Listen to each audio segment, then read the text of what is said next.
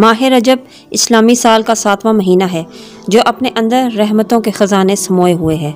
یوں تو ہر اسلامی مہینہ پر نور اور رحمتوں بھرا ہے، لیکن ماہ رجب کا ایک خاص خصوصی مقام ہے جس کی وجہ توبہ و استغفار ہے۔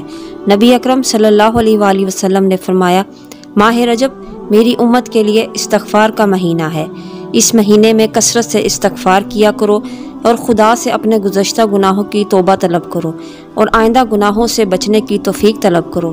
ماہ رجب میری امت پر رحمت برسائی جاتی ہے، اور امام علی علیہ السلام نے فرمایا، کمزوروں پر رحم کرنے سے رحمت نازل ہوتی ہے۔ رجب ایک عظیم مہینہ ہے جس میں نیکیوں کا ثواب دگنا ہو جاتا ہے اور برائیاں مٹا دی جاتی ہیں۔ ماہ رجب میں جمعے کے دن جو شخص 100 مرتبہ سورہ اخلاص یعنی قل هو اللہ احد پڑھے تو قیامت کے دن ایک خاص نور ہوگا جو اسے جنت میں لے جائے گا۔ جو شخص ماہ رجب کو پائے اور اس کے اول، درمیان اور آخر میں غسل کرے تو وہ گناہوں سے اس طرح پاک ہوگا جیسے آج ہی پیدا ہوا ہو۔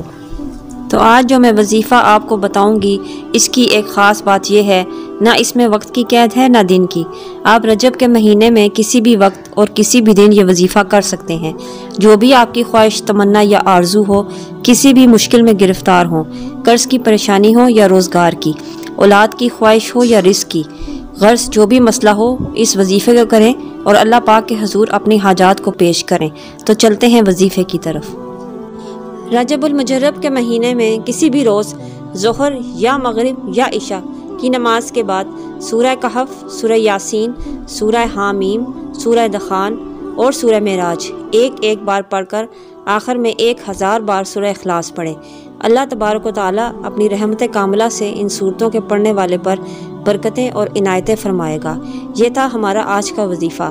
صدقہ جاریہ کی نیت سے اس وظیفے کو شیئر کیجیے، اپنی دعاؤں پہ یاد رکھیے گا اور اپنا بہت خیال رکھیے گا۔ اللہ حافظ۔